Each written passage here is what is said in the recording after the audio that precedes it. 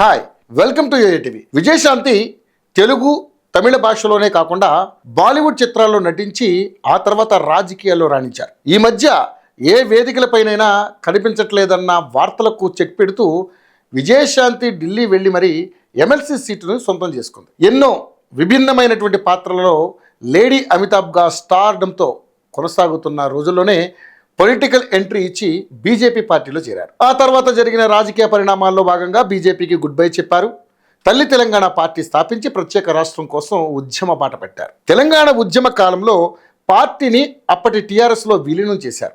అప్పటి టీఆర్ఎస్ నుండి మెదక్ లోక్సభ ఎంపీగా విజయం సాధించారు. ఆ తర్వాత కేసీఆర్ ఆమెను పార్టీ నుంచి పక్కన పెట్టడంతో వెంటనే విజయశాంతి కాంగ్రెస్ పార్టీలో జాయిన్ అయ్యారు. 2018లో ఏఐసిసి అధ్యక్షులు రాహుల్ గాంధీ విజయశాంతిని స్టార్ క్యాంపెయినర్గా మరియు తెలంగాణ పిసిసి ఎన్నికల ప్రచార కమిటీ సలహాదారుగా నియమించారు. రాజకీయ పరిణామాల వల్ల ఆమె 2020లో కాంగ్రెస్కు రాజీనామా చేసి 2020లో హోంమంత్రి అమిత్ షా సమక్షంలో భారతీయ జనతా పార్టీలో తిరిగి చేరారు. అయితే 2023లో విజయశాంతి బీజేపీని విడిచిపెట్టి మళ్ళీ కాంగ్రెస్ అధ్యక్షుడు మల్లికార్జున ఖర్గే సమక్షంలో తిరిగి కాంగ్రెస్లో చేరారు. ఇక 2023 ఎన్నికల్లో విజయశాంతి కీలకంగా వ్యవహరించి ప్రచార కమిటీ చైర్మన్గా బాధ్యతలు స్వీకరించారు.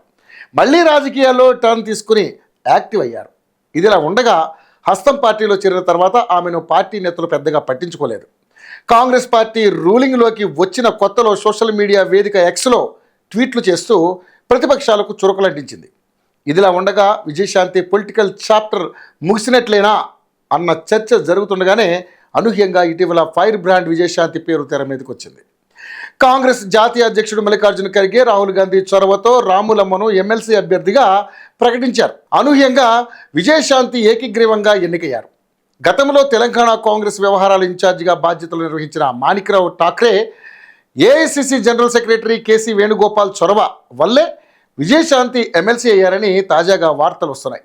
గతంలో ఎమ్మెల్సీ హామీ ఇచ్చి కాంగ్రెస్ పెద్దలు మాట నిలబెట్టుకున్నారని సమాచారం. అయితే తెలంగాణ రాజకీయాల్లో విజయశాంతి చాలా అదృష్టవంతురాలని విశ్లేషకుల అభిప్రాయాన్ని వ్యక్తం చేస్తున్నారు. కనుమరుగైపోయింది అనుకున్న విజయశాంతి ప్రతిభని రాజకీయ త్యాగానికి గుర్తించి నేడు కాంగ్రెస్ ఆమెకు ఇచ్చిన గౌరవాన్ని గురించి రాజకీయ నేతలు చర్చించుకుంటున్నారు. ఇదిలా ఉండగా రాములమ్మ గౌరవం మరింత రెట్టింపయ్యేలా రాష్ట్రంలో ఆమెకు కీలక పదవిని కట్టబెట్టాలని కాంగ్రెస్ పెద్దలు సమాలోచనలు జరుపుతున్నట్లుగా సమాచారం. తెలంగాణలో జరుగుతున్న రాజకీయ పరిణామాల దృష్ట్యా ఆమెకు హోంమంత్రి పదవిని అప్పగించాలని భావిస్తున్నారట. బీఆర్ఎస్ బీజేపీ పార్టీలని ధీటుగా ఎదుర్కొనాలంటే పార్టీలో విజయశాంతి లాంటి ఫైర్ బ్రాండ్ ఉండి తీరాలని రాహుల్ గాంధీ జాతీయ అధ్యక్షుడు మల్లికార్జున ఖర్గే నిర్ణయానికి వచ్చారట.